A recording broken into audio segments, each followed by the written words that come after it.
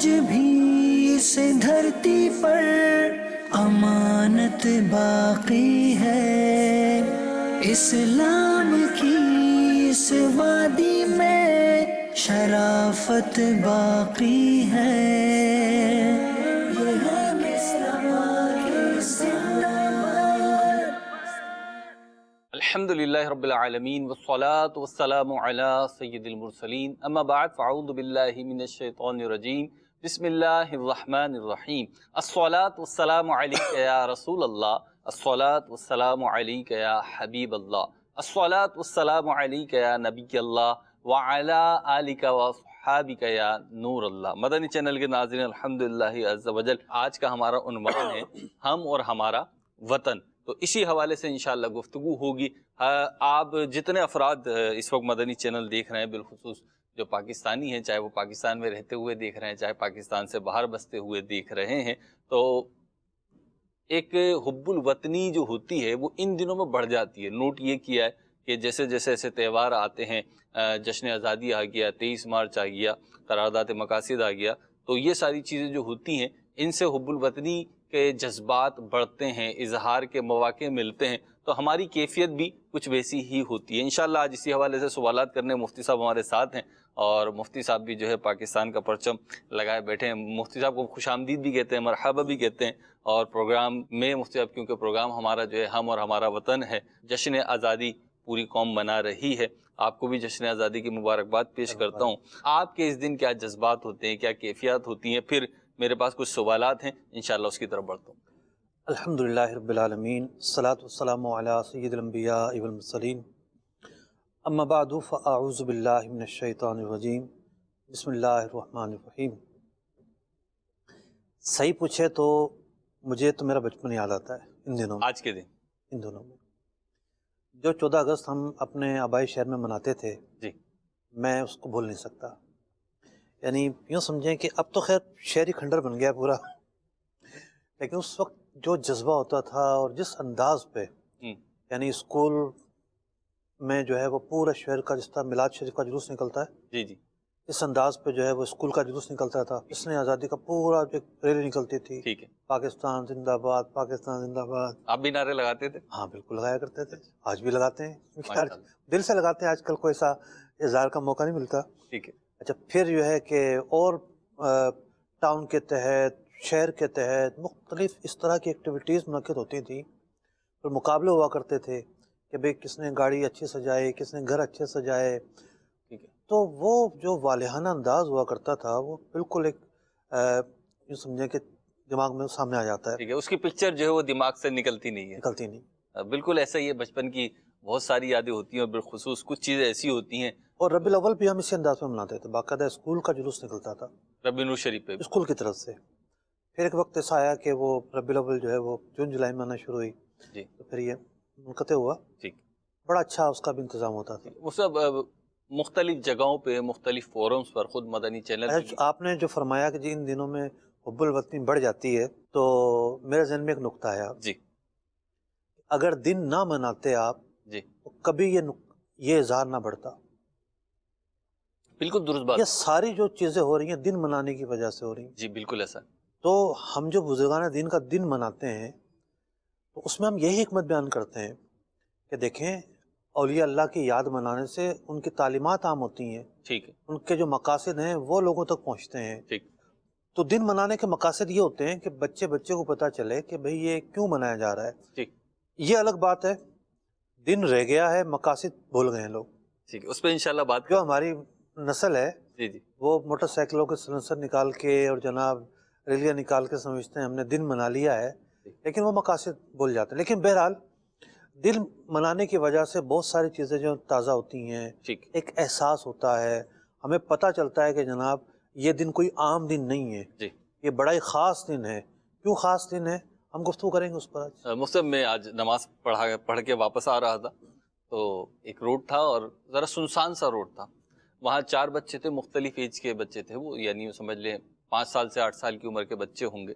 وہ اپنی دھن میں جا رہے تھے، انہیں پرواہ نہیں تھی کون آ رہا ہے کون جا رہا ہے، اور ان کے ہاتھوں میں جھنڈے تھے، ایک بچہ سائیکل پہ تھا، بقیہ 3 شاید پیدل تھے، اور وہ پاکستان زندہ باد، پاکستان زندہ باد۔ ایون پاکستان کا مطلب کیا، تو 3 جو ہے بکیا نعرہ لگاتے پیچھے سے لا الہ الا اللہ. تو میں ان کو دیکھ کے بھی مجھے محسوس ہوا کہ دیکھیں اظہار کے مواقع تو مل رہے ہیں. اب ان کی عمر کم ہے، اگرچہ ان کو وہ مقاصد اور وہ بنیادیں یا وہ ڈیپلی جو ایک سچویشن ہونی چاہیے وہ ان کے ساتھ نہیں ہوگی، لیکن ایک موقع تو مل رہا ہے. یہ بھی کل کو یاد کریں گے کہ ہم یوں پاکستان کے یاد منایا کرتے تھے، اور انشاءاللہ جب بڑے ہوں گے تو پھر یہی چیزیں ان کی حب الوطنی کو بڑھانے کا، اس پہ ثابت قدم رکھنے کا موقع فراہم کرے گی. اس سے میں عرض کر رہا تھا کہ مختلف فورمز پر خود مدنی چینل کے پروگراموں میں ڈسکشن ہو رہی ہے، اور پاکستان کے تناظر میں، جشن آزادی کے تناظر میں، ایک مسلمان ریاست کے تناظر میں کچھ نہ کچھ تو گفتگو ہو رہی ہے.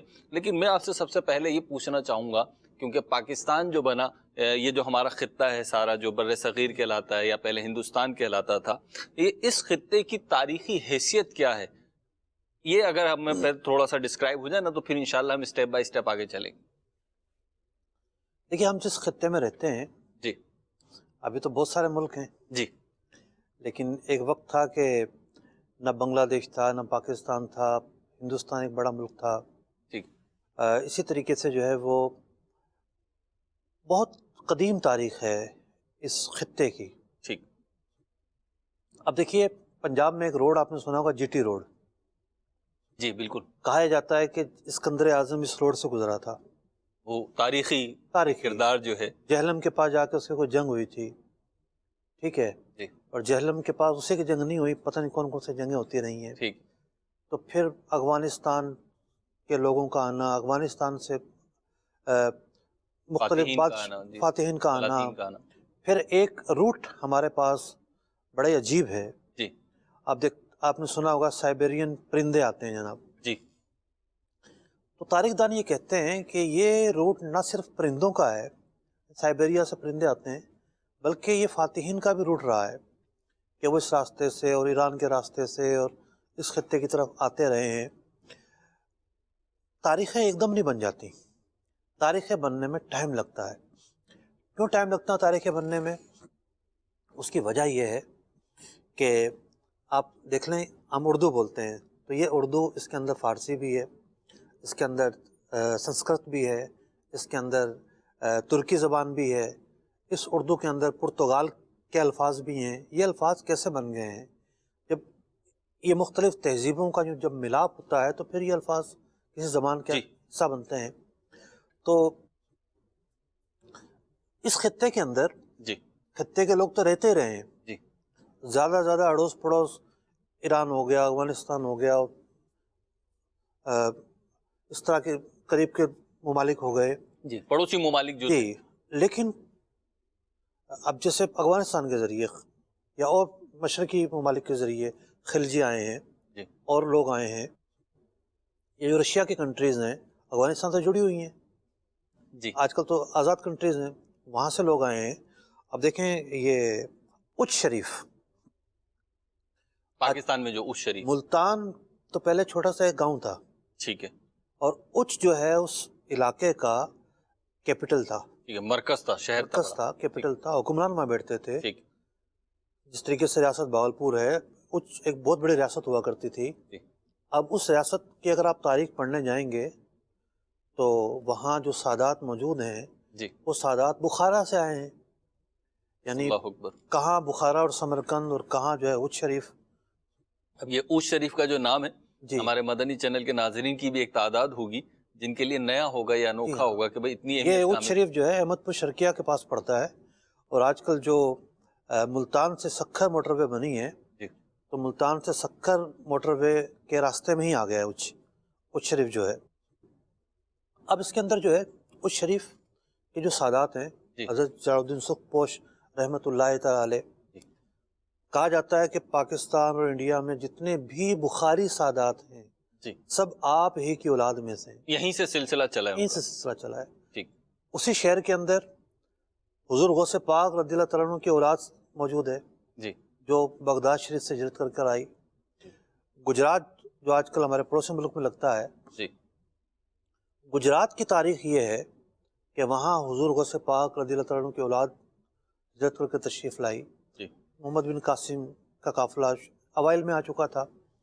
تو اسلام کی ایک اپنی تاریخ ہے، ٹھیک ہے، اور حکومتوں کی ایک اپنی تاریخ ہے، ٹھیک ہے. دونوں الگ الگ سمجھ لیں، الگ الگ ٹھیک ہے. پس منظر میں واقع ہیں. اب ایک عجیب معاملہ ہے کہ جس وقت سلطان محمد فاتح جی. آج مسجد صوفیہ آیا صوفیہ جو ہے کہ سلطان محمد فاتح نے اس کو مسجد بنایا تھا جی. تو کچھ 1450 عیسوی کے قریب فتح کیا گیا استنبول. ٹھیک ہے. اور استنبول تو کیا تھا؟ روم تھا. یہ تو پورا روم کہلاتا تھا. پورا علاقہ رومی کہلاتا تھا. ٹھیک. اور یہ جو راستے ہیں افغانستان اور یہ ایران اور یہ ہندوستان، اس کے لیے ایک روڈ کا راستہ تھا یہ. ٹھیک ہے. اور آج بھی جو لوگ جاتے ہیں یورپ وہ اسی راستے کو اختیار کرتے ہیں. اب جب یہاں مسلمانوں کی سلطنت واقع ہو گئی تو ایک بڑا بحران یہ واقع ہوا کہ جو تجارت ہوا کرتی تھی یہاں سے گزر کے جی، اب مسلمانوں نے اس پر ٹیکس لگانا شروع کر دیا. ٹھیک ہے. اور قانونی رائٹ تھا ان کا. ٹھیک ہے. تو یورپ کے لوگوں نے کوشش کی کہ ہم ہندوستان پر دسترس حاصل کریں. ٹھیک ہے، تاکہ اس چیز سے جان چھوٹ جائے ہماری. سب سے پہلے پرتگال وہ پہلا ملک تھا جی، کہ جس نے سمندری راستے سے ہندوستان کو دریافت کیا. آپ یہ تو سنتے ہیں امریکہ دریافت کیا گیا. جی جی. کہ لوگ جانتے ہی نہیں تھے کہاں ہیں. جی، راستہ نہیں جانتے تھے. ایسا ہی ہندوستان کو بھی سمندری راستے سے دریافت کیا گیا. ٹھیک. اگرچہ کہ ہندوستان کے دنیا سے رابطے تھے. اب افریقہ میں چلے جائیں، جی، ایک کینیا ہو گیا اور دیگر ممالک ہو گئے. یہ جو خطے کے لوگ ہیں یہاں آپ کو ملیں گے کہ جی میرے دادا پردادا آئے تھے جناب. جی. اچھا، ان کو مقامی جو انڈیا کی مقامی زبانیں ہوتی ہیں جی، وہ تو ان کو آتی ہوں گی. ٹھیک. ایک مرتبہ ایک صاحب آئے تھے یہاں پر، انہوں نے پڑھا تھا کچھ عرصہ، کینیا سے آئے تھے. ٹھیک. ان کے جو والدین تھے وہ رن کچھ سے ہجرت کر کے کینیا چلے گئے تھے. ان کو سندھی تو آتی تھی، اردو نہیں آتی تھی. اللہ اکبر.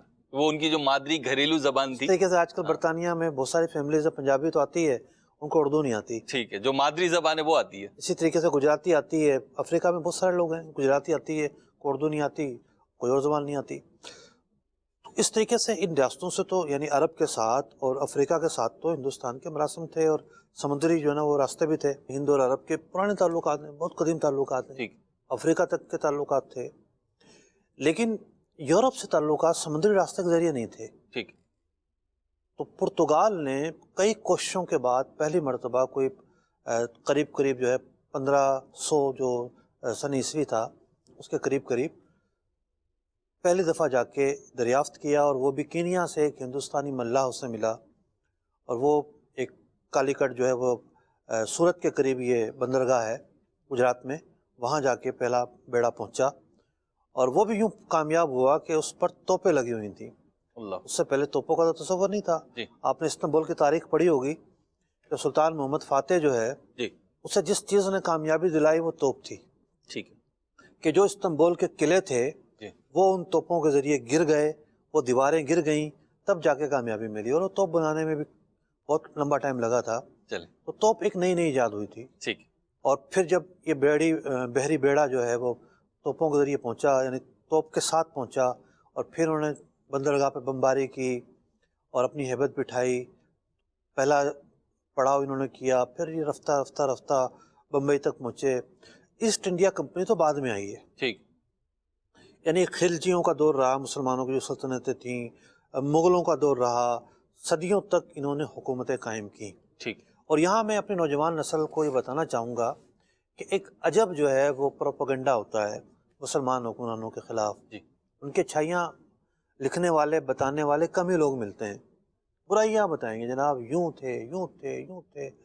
بھائی ایک چیز کو اگر آپ آج کے تناظر میں دیکھیں گے آپ کو ایسا لگے گا بڑی عجیب بات تھی. آپ کو اس دور کے تناظر میں دیکھنا چاہیے. مشہور ایک محاورہ ہے جی. کہ جناب جس دور کے اندر تاج محل بن رہا تھا یورپ میں تو کیمبرج بن رہی تھی، آکسفورڈ بن رہی تھی. جی. تاج محل کی ذرا سائنسی خد و خال تو دیکھیں جا کے کہ اس کے بنانے میں کیا کیا ٹیکنیکس استعمال کی گئی ہیں. جی.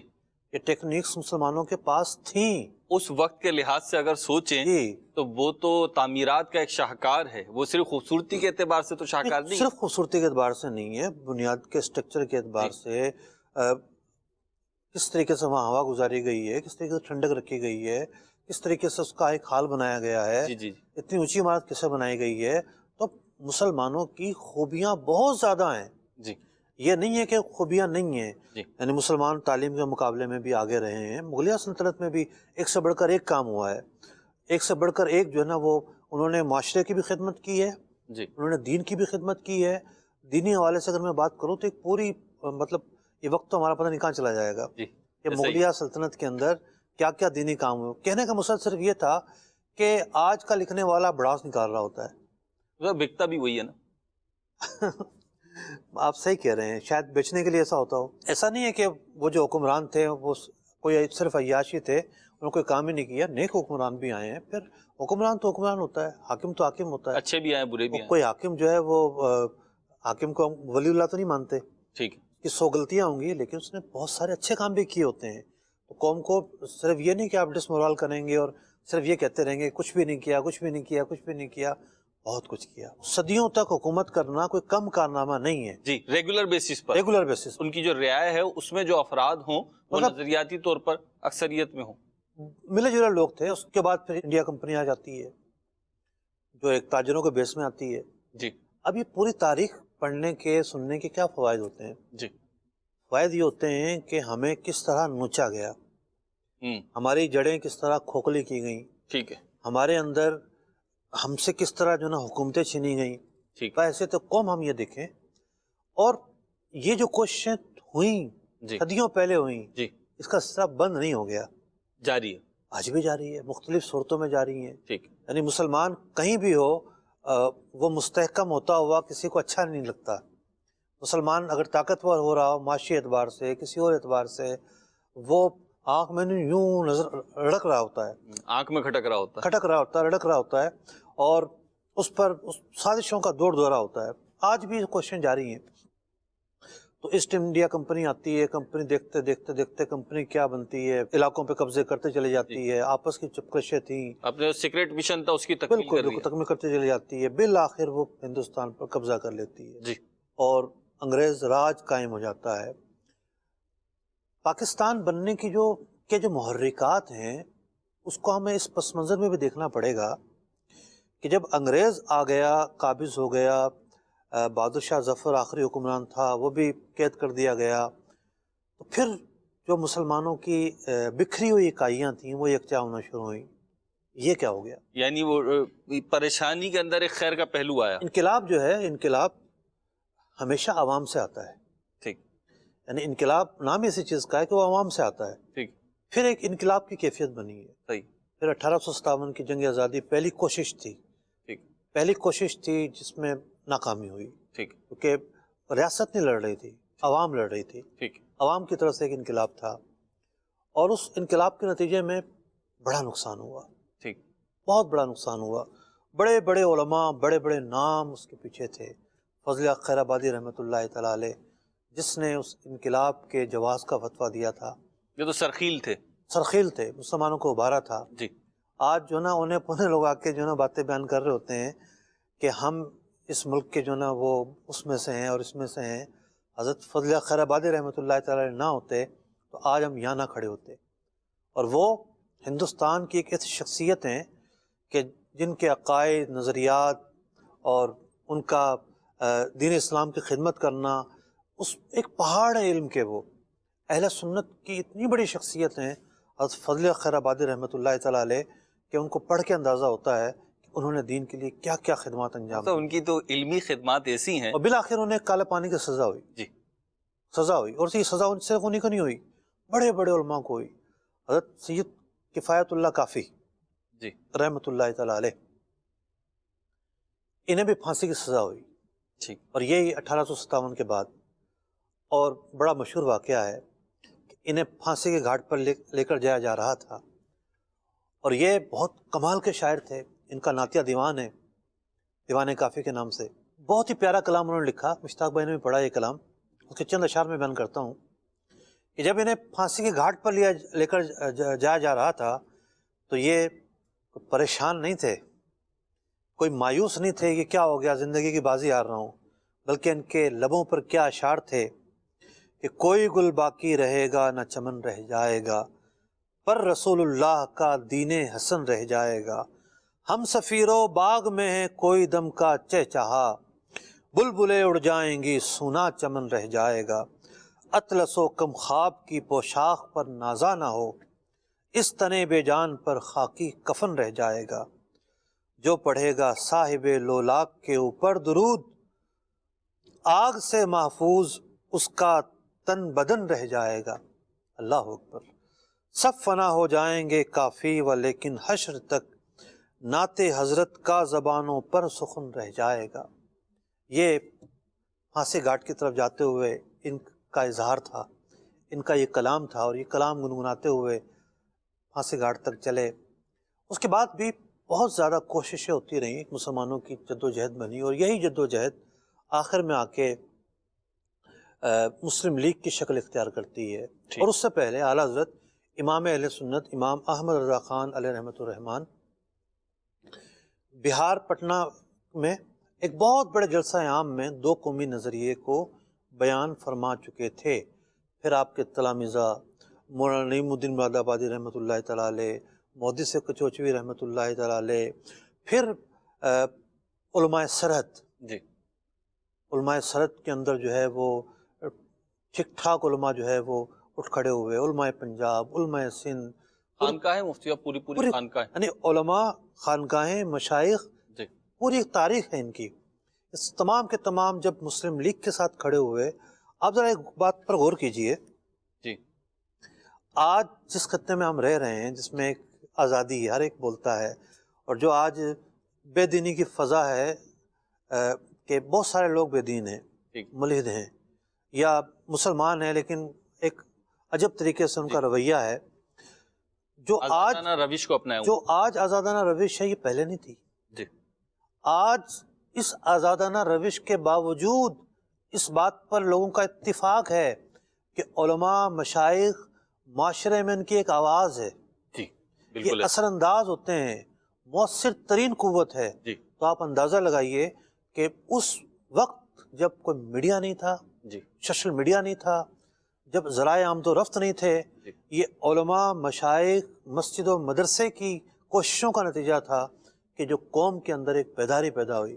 اب آپ دیکھیے پھر جماعت علی شاہ صاحب رحمۃ اللہ تعالیٰ علیہ، بہت بڑا نام ہے، اعلیٰ حضرت کے خلیفہ ہیں۔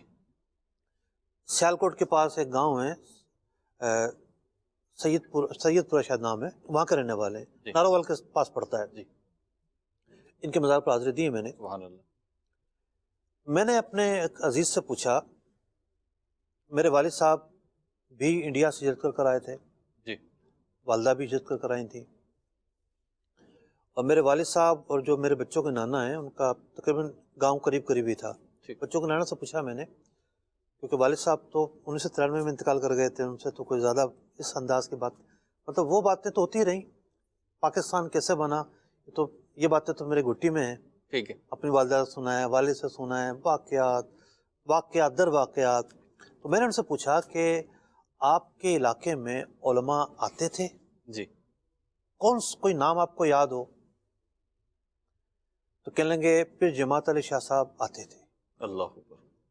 اب ہمارا علاقہ تھا روہتک، پھر میں نے باقاعدہ کتاب میں پڑھا کہ حضرت باقاعدہ روہتک بھی گئے، وہاں جا کے جو ہے وہ قیام پاکستان کے سلسلے میں مسلمانوں کو متحرک کیا۔ سب یہاں پہ آپ نے تو ایک علاقے کا اور ایک پیر جماعت علی شاہ صاحب رحمۃ اللہ تعالیٰ علیہ، اگرچہ وہ نام خود ایک انجمن ہے اور ان کی جو خدمات ہیں وہ ناقابل فراموش ہیں، یہ الگ بات ہے کہ مدنی چینل پہ سننے والے بہت سوں کو شاید یہ نام ہی پہلی دفعہ سنا ہو، تو معاملہ یہ ہے کہ ہم جیسے بہت ساری چیزوں سے غافل ہیں، ایسے ہی ہم یہ کچھ سیالکوٹ سے ملا ہوا نہیں ہے، سیالکوٹ سے کوئی ملا ہوا نہیں ہے، یہ بالکل جا کے راجستھان کے قریب پڑتا الگ ہے۔ میں وہی عرض کرنے لگا ہوں کہ اتنا بڑا نام اور علاقہ جا رہا ہے، ایک شہر جا رہا ہے، اور اس وقت کو اگر ہم دیکھیں، آج تو پاکستان کو بنے ہوئے 73-74 سال ہو چکے ہیں، آپ اس وقت کو اپنے ذہن میں لائیے جب جو ہے نا کہ ٹرانسپورٹ اتنا ایزی نہیں تھا، کہیں پہ ٹریول کرنا اتنا ایزی نہیں تھا، اتنے بڑے بڑے مشائخ، اتنے بڑے بڑے علماء ایک علاقے میں جا کے اکائیاں جمع ہوئی ہیں، یعنی جو اس وقت کے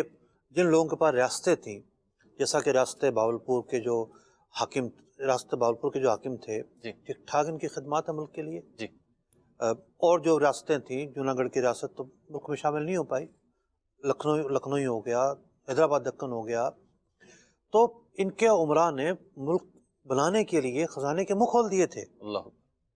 اور ریاست باولپور کے حکمران کے متعلق تو ملتا ہے کہ جناح صاحب کو نہ جانے کتنا قرض دیا تھا انہوں نے، بلکہ فنڈ دیے تھے جی. ملک بنانا. یعنی جو عمرا تھے خوشحال لوگ تھے، نو ڈاؤٹ ان کا ایک بہت بڑا حصہ رہا، مالی طور پر انہوں نے بہت مدد کی. دانشوروں کا حصہ رہا، ٹھیک ہے. انقلابی شاعروں کا حصہ رہا. ٹھیک. لیکن پبلک کس کو فالو کرتی تھی؟ ٹھیک. دین کو بہت زیادہ فالو کرتی تھی. جی، مذہبی ایک وہ جو بیک گراؤنڈ تھا. علماء نے پبلک کو متحرک کیا ہے، اس کی کوئی مثال نہیں ملتی. اور اگر یہی وجہ ہے کہ مولانا نعیم الدین مراد آبادی رحمۃ اللہ تعالی علیہ نے جی سنی کانفرنس منعقد کروائیں. جی یعنی لاہور کی سرزمین پر ایک عالی شان سنی کانفرنس منعقد ہوتی ہے. جی اور یہاں تک اس میں کہا گیا کہ جناح صاحب اگر اس مطالبے سے پیچھے ہٹ گئے تو ہٹ جائیں، ہم پیچھے نہیں ہٹیں گے. دستبردار بھی ہو گئے تو ہم منائیں گے. ہم اور یہ منائیں گے. پیر جماعت علی شاہ صاحب رحمۃ اللہ تعالی علیہ نے ہی اعلان فرمایا. وہ سب کچھ کالز بھی ہیں، یقیناً گفتگو تو ایسی ہے کہ وہ چلتی ہی جائے گی. اور یہ مدنی چینل کے ناظرین یہ ذرا آپ تصور کیجیے، مطلب مفتی صاحب ظاہر سی بات ہے تحریک پاکستان میں یوں شامل نہیں تھے، اس وقت موجود ہی نہیں تھے، عمر نہیں ہے، تو انہوں نے اپنے بزرگوں سے سنا ہے. لیکن یہاں پہ صرف ایک واسطہ ہے، یعنی ان کے بزرگ تحریک پاکستان کا کسی نہ کسی طرح حصہ تھے، پاکستان ہجرت کر کے آنے والوں میں شامل تھے، تو انہوں نے ان سے سنا ہے. آج جب مفتی صاحب بات کر رہے ہیں، اور ظاہر سی بات ہے بہت سارے گھروں میں ایسے افراد ہوں گے جب یہ بات کرتے ہیں تو ان کے جذبات کی کیفیات، ان کے چہروں کی کیفیات، ان کی باڈی لینگویج جو ہے اس میں ایک جذبات کا تلاطم ہوتا ہے. تو آپ سوچیے کہ جن لوگوں نے اسٹرگل کی، جن لوگوں نے قربانیاں دی، ان کی کیا کیفیت ہوں گی. بہرحال گفتگو چل رہی ہے، دیکھتے ہیں کہاں تک پہنچتی ہے. آپ کی کچھ کالز ہیں، کال دے دیجیے. میرا نام سہان اختاری ہے. مفتی علی اصغر صاحب اور مہروز بھائی آپ کو یوم آزادی پاکستان بہت بہت مبارک ہو. مفتی علی اصغر صاحب، آپ بچپن میں 14 اگست کس طرح منایا کرتے تھے؟ بچپن میں تو یہ ہوتا تھا کہ جو اسکول میں ہم نصابی سرگرمیاں ہوتی تھیں، جی اسکول میں مختلف مقابلے ہوتے تھے، تو یا تو اس میں حصہ لینا یا اس کو دیکھنا، یہ سرگرمیاں ہوتی تھیں. ٹھیک ہے. اور بہت مزے والی سرگرمیاں ہوتی تھیں. اچھا، جھنڈے اب لے کے گھوما کرتے، بالکل بالکل جھنڈے لے کے گھوما، جھنڈیاں لگایا کرتے. بالکل بالکل. ٹھیک. 14 اگست کا دن اور بچے جو جھنڈے لے کے نہ نکلے. اچھا، بعض اوقات ایسا ہوتا ہے جیسے کوئی شخصیت ہوتی ہے نا، ایک ظاہر سی بات ہے بچپن تو بچپن ہی ہوتا ہے، لیکن پھر وہ جب زندگی کے ادوار سے گزرتے ہیں تو ایک منصب پہ فائد ہو جاتے ہیں، جیسے آپ ہیں اس وقت اور بہت سارے افراد ہیں. تو پھر ایسا لگتا ہے کہ انہوں نے تو بچپن میں ایسا شاید نہ کیا ہو، لیکن تھوڑا آپ ہی اس کو ڈیفائن کریں. بچپن تو بچپن ہوتا ہے. ٹھیک. بچپن. تو اب کیا کرتے ہیں اس سے؟ دیکھیے، اب تو 14 اگست ہو یا عید بقرعید ہو، جی یہ سوچتے ہیں کہ بھئی کپڑے تو نئے پہن لیے، دیکھے گا کون. ٹھیک ہے. ٹھیک ہے، اب تو کوئی موقع مل جائے گھر سے نکلنے کا تو نکل جائے، ٹھیک ہے. مل جائے، ورنہ تو گھر میں. اب تو کوئی بھی ایونٹ ہو تو ایک بہت بڑا آپ کی جو مصروفیات کا حصہ ہوتا ہے. میں کہہ سکتا ہوں کہ عید ہو، بقرعید ہو، محرم ہو، ظاہر سی بات ہے ہمارے یہی ایونٹس ہیں اور سیلیبریشن ہماری یہی ہے، جشن آزادی ہو. تو اکثر یوں کہہ لیں کہ موقع ہے تو پھر وہ مدنی چینل پہ آپ کی نشریات بھی آنا ہو ہوتی ہے. جاتا ہے. آپ کی آمد و رفت جو ہوتی ہے ان ایونٹس پہ زیادہ تر، وہ یوں کہہ لیں مدنی چینل پہ تو آمد و رفت ہوتی ہی ہے تقریباً. چلیں جی اگلی کال دیں. مفتی صاحب آپ کو اور مہروز بھائی آپ کو جشن آزادی بہت بہت مبارک ہو. اچھا، میرا یہ کوشچن ہے کہ 14 اگست کے بعد اکثر یہ گلیوں میں اور یہ روڈوں وغیرہ پر جھنڈیاں بکھری پڑی بھی ہوتی ہیں، تو ان کے بارے میں کیا خیال ہے، ارشاد فرما دیجیے. ٹھیک ہے جی، مبارکباد دی جا رہی ہے، ہم دونوں کو ہی دی جا رہی ہے. چلیں. دیکھیے، جو ہماری ایک وطن سے محبت ہے اس کا تو یہی تقاضا ہے کہ ہم ان جھنڈوں کا احترام کریں. وطن سے محبت کے تقاضے ہوتے ہیں اپنے، اور ان کو اس طرح بکھرا ہوا نہ رہنے دیں. اور اگر ان پہ کوئی تحریر وغیرہ لکھی ہوئی ہے تو پھر اور بھی زیادہ معیوب بات ہے. اس میں میرا خیال ہے بڑوں کو بھی ایک کردار ادا کرنا چاہیے نا، کیونکہ چھوٹی عمر کے جو بچے ہیں وہ اتنا زیادہ آداب ظاہر سی بات ہے انہیں تو سکھانے پڑتے ہیں، تو انہوں نے لگا دی، گر گئی، ایسا ہو جاتا ہے ان کے ساتھ معاملہ. اگر گھر کے بڑے جو ہیں وہ ان کی تربیت کریں، وہ اٹھا کے رکھوائیں، سنبھلوائیں، تو انشاءاللہ رفتہ رفتہ انہیں عادت پڑ جائے گی. وہ سب کچھ سوال میرے پاس بھی ہیں. جی جی. اب یہاں پہ بھی آتے ہیں، کالز بتائے جا رہے ہیں، انشاءاللہ پھر نیکسٹ اس میں لیتے ہیں، اللہ نے چاہا اگر وقت ملا تو. اب تحریک پاکستان کے جو ہوئی، پاکستان جو بنا، اب ظاہر سی بات ہے ایک تو آپ نے وہ بیک گراؤنڈ بیان کیا کہ اس خطے کی صورتحال کیا تھی، اس کی اہمیت کیا تھی ایک جغرافیائی حدود کے حوالے سے. یہاں پہ ایک بات یہ ہے کہ رہ ہی رہے تھے سب، بس ہی رہے تھے، تو وہ کیا وجوہات تھیں، کیا اسباب تھے کہ بحیثیت مسلمان قوم مسلمانوں نے تقاضا کیا کہ جی ہمارا وطن ہونا چاہیے، ہماری ریاست ہونی چاہیے، ہمارا ملک ہونا چاہیے، اس کے پیچھے جو ہے اسباب و عوامل کیا تھے، کیا فیکٹرز تھے وہ؟ اصل تو یہ تھا کہ گوروں سے جان چھڑائی جائے. ٹھیک ہے. مسلمان جو ہے وہ غلام بن کر رہ گئے ہیں، محکوم بن کے رہ گئے ہیں. جب چاہے جو چاہے جو ہے وہ قانون آ جاتا ہے. ٹھیک ہے. وہ اپنی مذہبی زندگی گزارنے میں اعلیٰ درجے کی مشکلات کا شکار تھے. ٹھیک ہے. دشواریاں اس میں. یہ نہیں تھا کہ جو جہاں رہتے تھے ان کے پاس زمینیں نہیں تھیں، ان کے پاس کاروبار نہیں تھے، ان کے پاس وسائل نہیں تھے، ایسا تو کچھ بھی نہیں تھا. ٹھیک ہے. سب کچھ تھا. ٹھیک ہے. ریاستیں تھیں ان کے پاس، ٹھیک ہے. ریاستوں کی ریاستیں تھیں ان کے پاس. ٹھیک ہے. تو یہ ملک وسائل حاصل کرنے کے لیے نہیں بنایا گیا. ٹھیک ہے. جو بنیاد تھی. جو بنیاد تھی، یہ ملک عزت کے لیے بنایا گیا. ٹھیک ہے. ایک مسلمان سر اٹھا کر جی سکے، صحیح. اپنے مذہبی معاملات میں آزاد ہو، اپنے لین دین میں آزاد ہو، قانون میں آزاد ہو، اور کہہ سکے کہ یہ میرا وطن ہے، میں آزاد ہوں اس ملک کے اندر، میں غلام نہیں ہوں. ٹھیک. تو جو ایک غلامی کا توق پڑا ہوا تھا انگریز کی شکل پہ، مسلمانوں تو صدیوں سے حکومت کی تھی. مسلمان کی غیرت حمیت قبول کر ہی نہیں سکتی کہ جناب وہ غلامی کا شکار رہے. ٹھیک. اور زیادتی ہو رہی ہے. زیادتی ہو رہی تھی، اور یہ زیادتی صرف اس خطے پر ہی نہیں تھی. جی. دوسری طرف اگر آپ دیکھیں، سلطنت عثمانیہ ٹوٹنے کے بعد شام میں فرانس آیا، جی. مصر میں فرانس آیا، یہ لیبیا، یہ اپنا تیونس، مراکش، یمن سے تو گورے کو 1960 میں گئے. عدن کی جو بندرگاہ ہے جی. 1960 میں چھوڑی انہوں نے. یعنی پاکستان کی بھی بات. پاکستان کی بھی 13 سال بعد. یعنی یمن تک پہ جو نا وہ دوسری حکومت تھی. ٹھیک. تو پوری دنیا کے ہی مسلمانوں نے اسٹرگلز کی. جی. یمن کے لوگوں نے بھی اسٹرگل کی، مصر کے لوگوں نے بھی کی، شام کے لوگوں نے بھی کی، کہ بھئی یہ کہاں سے مخلوق آ گئی ہے. ہماری تہذیب الگ ہے، ان لوگوں کی تہذیب الگ ہے. یہ کون ہوتے ہیں ہم پر حکمران بننے والے، حاکم بننے والے؟ ٹھیک. ہم ان کی رعایا کیسے بن سکتے ہیں؟ صحیح. تو اس خطے کے لوگ تو ویسے جنگجو واقع ہوئے ہیں اور بہادر لوگ ہیں. ٹھیک ہے. انہوں نے ہر طریقے سے اسٹرگل کی، سیاسی اعتبار سے بھی کی، سماجی اعتبار سے بھی کی، ہر اعتبار سے کی.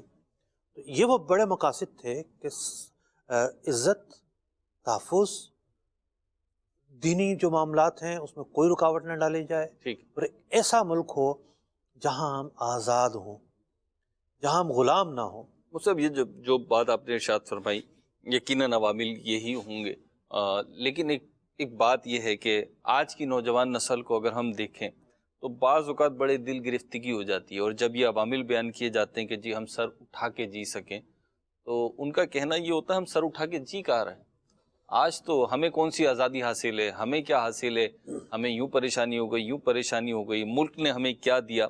کیونکہ آپ کی جو گفتگو تھی نا وہ بالکل اس سوال پہ لے آئی ہے مجھے. تو اب انہیں کیسے سمجھایا جائے کہ جی سر اٹھا کے جینا بھی کوئی نعمت ہے، کیونکہ وہ تو جب سے پیدا ہوئے ہیں وہ سر اٹھا کے ہی جی رہے ہیں، تو شاید انہوں نے سر جھکا کے جینا دیکھا ہی نہیں ہے، تو انہیں اس کی اہمیت بھی نہیں پتہ شاید. ایسا ہی ہے، ایسا ہی ہے. سونے کے چمچے جو لے کر پیدا ہوئے ہیں، جی. انہیں کیا پتہ غریبی کیا ہوتی ہے، فقر کیا ہوتا ہے، محتاجی کیا ہوتی ہے. اور آج ہم جو باعزت طریقے سے جی رہے ہیں، انہیں کیا پتہ آج کوئی ہمارے گھروں پہ حملہ کرنے آتا ہے، جی. آج کوئی ہماری مسجدوں میں آ کے سور کا گوشت رکھتا ہے، اللہ. آج کوئی ہمیں جو ہے وہ یہ کہتا ہے کہ یہ جانور کاٹو، یہ جانور نہ کاٹو، جی. آج کوئی جو ہے وہ آ کے ہمارے رسم و رواج پر اعتراض کرتا ہے. جی. معاملہ یہ ہے کہ ہندوستان میں جب اسلام آیا تو ایک عجب کیفیت واقع ہوئی. اب ایک گاؤں ہے، دیہات ہے، جی. اس دیہات میں آدھے لوگ مسلمان ہو گئے، آدھے نہیں ہوئے. ٹھیک ہے. اب جو مسلمان ہو گئے ان کی نسلیں آگے بڑھتی رہیں، جو نہیں ہوئے ان کی نسلیں آگے بڑھتی رہیں. ٹھیک. اور یہ دونوں بالکل متضاد ہیں. جی. یعنی یہ نظریاتی طور پہ بھی، نظریاتی طور پر، سماجی طور پر، معاشرتی طور پر، ان کی شادی، طور طریقے، ان کے مذہبی تہوار سب الگ ہیں. جی. ان کے الگ ہیں. جی. یہ گاؤں یہ صورتحال رہی، گاؤں یہ صورتحال رہی. میرے والدین جس خطے سے آئے، کیونکہ میں بائی کاسٹ راجپوت ہوں، یہ روہتک، حصار اور یہ جو اضلاع تھے، آج بھی ان گاؤں کے اندر، دیہاتوں کے اندر جو بولی جاتی ہے وہ وہی بولی ہے جو ہمارے والدین بولتے ہیں. جیسا کہ میمنی زبان ہے ایک مثال کے طور پہ، یا گجراتی زبان ہے. تو آج انڈیا میں کیا صرف مسلمان ہی بولتی ہیں زبان؟ نہیں، وہاں کی قومی زبان ہے، لیکن اسی قوم کے جو لوگ مسلمان ہو گئے وہ بالکل بدل گئے، ٹھیک، وہ اور چیز اور دوسری قوم الگ چیز. تو یہاں سے وہ دو قومی نظریہ سامنے آتا ہے ٹھیک، کہ ایک ایک گلی میں، ایک ایک محلے میں، ایک ایک خطے میں دو قومیں رہ رہی ہیں. اور جب انگریز جانے لگا پھر کیا تھا کہ آپس کی کشمکش شروع ہوئی کہ اگر کوئی ایک دوسرے پر حاوی ہو گئے، یعنی غیر مسلم اگر مسلمانوں پہ حاوی ہو جاتے تو کیا ہوتا. آج ہم دیکھ سکتے ہیں کیا صورتحال ہے. آج مسلمانوں کی جو کمزوری ہے اور جو کیفیت ہے اور جو ان پر ظلم و ستم کے پہاڑ ٹوٹتے ہیں ہم پر آیا ہیں. تو ذرا یہ تصور تو کریں اگر ہم پر ایسے پہاڑ ٹوٹ رہے ہوتے تو کیا ہوتا. اور آج بھی اپنے ارد گرد نظر ڈالیں مفتی صاحب، آنکھیں نظر کھول کے ڈالیں. ذرا دیکھیں، پاکستان سے باہر بھی ذرا دیکھیں جا کے، پھر ذرا ان مشکلات پر تو غور کریں کہ آج جو ہے وہ آپ کے والدین نہیں آئے ہوں گے، ان کے والدین کے والدین آئے ہوں گے، اور پھر ایسا نہیں ہے سبھی مائیگریٹ کر کر آئے. لاکھوں لاکھ لوگ پہلے سے رہتے تھے، جی. اہل سندھ پہلے سے آباد تھے، اہل پنجاب پہلے سے آباد تھے، اہل بلوچستان سرحد پہلے سے آباد تھے. جی. تو انہوں نے تو میزبانی کی ہے جو پہلے سے آباد تھے. لاکھوں لوگ وہاں سے آئے ہیں مائیگریٹ کر کے، اور جب وہ مائیگریٹ کر کر آئے ہیں تو ذرا ان کی کیفیت پر غور کریں. انہوں نے اپنی زمینیں چھوڑی ہیں. میرے والد صاحب زمیندار تھے، ان کی اپنی زمینیں تھیں. جی. کیا پاس ہوگا جب بندہ ہجرت کر کر آئے گا؟ پیدل چلے ہیں لوگ بیل گاڑیوں پر چلے ہیں. یہ تو قسمت والے ہوتے تھے جن کو ٹرینیں ملتی تھیں. دیکھیں بیل گاڑیوں پہ آ رہے ہیں، ان کو ٹرینیں ملتی تو قسمت والے ہوتے تھے. جی. میلوں میل تک لوگ پیدل چلتے اور پھر یہ تو سفر کی شروعات ہے، سب پہنچے نہیں پہنچے. ہوا ایسا. میرے دادا کے 4 بیٹے تھے. جی. میرے دادا کی قبر بھی وہیں ہے، جی. پاکستان میں نہیں ہے. 4 بیٹے تھے. اب کیا ہوا کہ جب قافلے آئے اور پہلا پڑاؤ ہوا یہاں سائیوال کے پاس پہلا پڑاؤ ہوا، پوری مہاجرین کی بستی آباد ہوئی. ہیضے کی وبا پھوٹ پڑی. اللہ. وہ شادی شدہ تھے، میرے جو تایا تھے، وہ ان کی بیوی، ان کے بچے، سارے کے سارے پوری فیملی وہیں شہید ہو گئی. اللہ. نہیں پہنچ پائے، راستے میں شہید ہو گئی. مطلب اس دور کے اندر تو کہاں دوائیاں تھیں. ایک وبائی صورت میں جب یہ پھیلی، پوری اس کی تاریخ ہے، ہیضے کی وبا پھوٹنے کی پوری ایک تاریخ ہے، اور ہزاروں لوگ اس میں جو ہے وہ شہادت ہی کی موت ہے. یہ وبائی موت تھی، نہیں پہنچ پائے وہ. تو پھر وہ لوگ جو راستے میں کٹ گئے، جنہیں مار دیا گیا اور جنہیں جو ہے وہ لوٹ لیا گیا. میرے ایک رشتہ دار تھے، ان کا اب تو انتقال فرما گئے، ہاتھ کٹا ہوا تھا. یہ تھا کہ قافلے آ رہے تھے تو لڑائی ہو گئی، دشمن نے حملے کر دیے اور ان کا ہاتھ کٹ گیا. اور یہ مدنی چینل کا میں آپ کو عرض کروں کہ کوئی کہانیاں نہیں ہے، یہ فکشن نہیں ہے کہ بیٹھ کے تخیلات میں بنا لیا گیا اور اب اس کو جو ہے پیش کیا جا رہا ہے. ایسا ہی ہے. یہ حقیقت ہے، اور میں اور آپ تو اس کو کیا سمجھیں گے، جن پہ بیتی ہے تو ان کو ہی پتہ ہے. آپ بھی سمجھ سکتے ہیں اتنا تو کہ جب غم کی کیفیت دل پہ بیتتی ہے نا تو جس پہ بیتتی ہے وہی جانتا ہے. تو جن لوگوں نے سروائیو کیا، جن لوگوں نے یہ اسٹرگل کی، ان کے جو ایک جذبات، تاثرات وہ بالکل ایسے ہوتے ہیں جیسے کہ اپنا گھر بنائے نا مفتی صاحب، نیا گھر بنائے اور کوئی باہر سے آ کے چوکنگ کر جائے، تو جو گھر والے کی کیفیت ہوتی ہے نا وہ مطلب دیکھنے والی ہوتی ہے. کرنے میں کیا نقصان ہوا، دیکھا جائے تو کیا نقصان ہوا. جی. ایک دل ہی ٹوٹا ہے نا، جی. یار میرا رگ و روغن خراب کر دیا. جی. جن لوگوں نے اپنی جانوں کی قربانیاں دی، یعنی جی. آج کے دن جہاں ہم خود کو آزاد محسوس کرتے ہیں، ہمیں ان شہداء کو نہیں بھولنا چاہیے. جی. کہ جو راستے میں شہید کر دیے گئے، جنہیں مار دیا گیا، جن کی قبروں کا نہیں پتا. جی. جو کہاں مدفون ہے یہ نہیں پتا، جن کی قربانیوں کا صلہ جو ہے آج ہمارے سامنے مل رہا ہے. ہے. اور پھر جو ترقی ہم نے آج کی ہے، جی، یعنی گھر بار چھوڑ کے، ملک چھوڑ کے، جس وقت پاکستان بنا کوئی زیادہ وسائل بھی نہیں تھے، اس ترقی کی ایک وجہ بھی یہی ہے کہ بزرگوں کی دعائیں تھیں، لوگوں کی قربانیاں تھیں، اولیاء کا فیضان ہے. اولیاء کا فیضان ہے. جب قوم قربانی دیتی ہے اس کو بہت بہتر صلہ ملتا ہے، جی، بہت بہتر بدلہ ملتا ہے اسے. تو بلا شبہ یہ قوموں کی قربانی کا نتیجہ ہے. مفتی سلسلے کا وقت ختم ہو رہا ہے، لیکن 2 باتیں میں چاہوں گا کہ آپ سے پوچھوں. ایک تو یہ کہ آپ نے بھی پیچھے فرمایا تھا کہ ہمارے دادا کی قبر بھی وہی ہے. میں کل سے نا یہ میرے اوپر ایک کیفیت طاری ہے، اور میں یہ سوچ رہا ہوں کہ اپنے پیاروں کی قبروں کو چھوڑ کے آنا بھی تو بڑی قربانی تھی، بہت بڑی بات تھی، بہت بڑی بات. ایک روحانی اذیت تھی، ایک تکلیف تھی کہ مطلب چھوڑ کے جانا نا. ایک یہ، دوسرا ہے کیونکہ آخری بس اختتام چل رہا ہے ہمارا، کہ اب آج کے دور میں اس وقت پریزنٹ ٹائم میں جبکہ ہم اس ریاست پاکستان میں، اسلامی جمہوریہ پاکستان میں جی رہے ہیں، اور ظاہر سی بات ہے ہم مسلمان ہیں اور یہ ملک بھی اسلام کے نام پر حاصل کیا، ہماری اپنی شکایتیں بھی اپنی جگہ اور ہماری توقعات بھی اپنی جگہ، مائنس پلس سب اپنی جگہ. ہم یہ نہیں کہہ سکتے کہ ہم ہر چیز میں پرفیکٹ ہیں، لیکن یقینی طور پر بہت ساری کمزوریاں بھی ہیں. تو ایک تو یہ کہ ہمیں اس وقت سوچنا کیسے چاہیے، آج کے دن کے لحاظ سے میں بات کر رہا ہوں، کمزوریاں تو ہیں نا لیکن آج کے دن. دوسرا بات یہ ہے کہ بعض اوقات ہم اپنی وسعت سے بڑھ کر سوچ رہے ہوتے ہیں. ٹھیک ہے، ہم اگر یہ سوچ رہے ہوں گے کہ جناب ریاست کیسے چلائیں گے ہم، جی بھئی ریاست چلانا تو ہمارا کام نہیں ہے. ٹھیک ہے، جن لوگوں کا کام ہے یہ ان کے سوچنے کی باتیں ہیں. ٹھیک ہے، آپ جس حیثیت میں ہیں اس حیثیت سے متعلق سوچیں. ٹھیک ہے، نو ڈاؤٹ کہ ہمارے ملک میں کرپشن، بد امنی، مسائل ہیں. بہت سارے میجر مسائل ہیں، ٹھیک ہے، لیکن ہم کس حیثیت میں اس ملک کی خدمت کر سکتے ہیں، ہمارا کیا رول ہو سکتا ہے، ہمارا کیا کردار ہو سکتا ہے، ہم اس حیثیت سے دیکھیں. یہ زرخیز مٹی ہے، یہاں ایک سے بڑھ کر ایک جو ہے نا صلاحیتیں پوشیدہ ہیں، اور جتنی صلاحیتیں جن کو موقع ملتا ہے وہ سامنے آتی ہیں، اور پھر ہم اپنی ذات تک نہ دیکھیں. ٹھیک ہے، یعنی میں سلام پیش کرتا ہوں ان میزبانوں کو، وہ اہل سندھ ہوں، اہل پنجاب ہوں، جنہوں نے مہاجرین کا استقبال کیا. یعنی ان میزبانوں نے ٹھیک ہے کوئی گھر سے نہیں کھلایا ہوگا، صحیح، تبادلہ ہوا تھا، جو زمینیں وہاں چھوڑ کر آئے تھے ان کو یہاں لاٹ کی گئیں، لیکن انہوں نے کمپنی دی، ٹھیک، ایک نئے فرد کو قبول کرنا بھی قبول بات ہے. کیا. ایک الگ تہذیب تھی، ایک الگ رسم و رواج تھا، ان کے اپنے علاقوں میں بھی تبدیلیاں آ رہی تھیں. تو کیا ہے کہ انہوں نے کمپنی دی، ساتھ دیا، ایک انصار کا کردار ادا کیا ٹھیک کہ بھئی جو چاہے لے لو، جو چاہے کرنا ہے کرو، کیا چاہیے کیسے چاہیے. تو ساتھ دیا نا. جی. یعنی جو آج تعصب اور نفرت کی فضا کہیں کہیں سننے کو ملتی ہے، اس دور میں اس کا نام و نشان نہیں تھا. ٹھیک، ہمارے والدین نے کبھی ایسا نہیں بتایا کہ بھئی انہیں کوئی تعصب کا سامنا کرنا پڑا ہو. بہت بعد میں کچھ واقعات ہوئے ہوں گے، لیکن بہت اچھے طریقے سے رویہ رہا اور سب چیزیں رہیں. ہم نہ صرف اپنے متعلق سوچیں، ٹھیک ہے، اپنے گاؤں کے متعلق، اپنے شہر کے متعلق، اپنے محلے کے متعلق اپنی کیپیسٹی میں رہیں. سوچنا بھی ہماری ذمہ داری میں شامل ہے ٹھیک ہے، کہ ہم کیا کر سکتے ہیں. ہم ایک غریب فیملی ہے، ہم اسے پاؤں پہ کھڑا کس طرح کر سکتے ہیں. ٹھیک، ایک شخص پڑھنا چاہتا ہے، وہ کس طریقے سے پڑھ سکتا ہے. ایک ہنر مند بننا چاہتا ہے کوئی بچہ، بے روزگار ہے، کیسے ہم اس کو ہنر سکھا سکتے ہیں.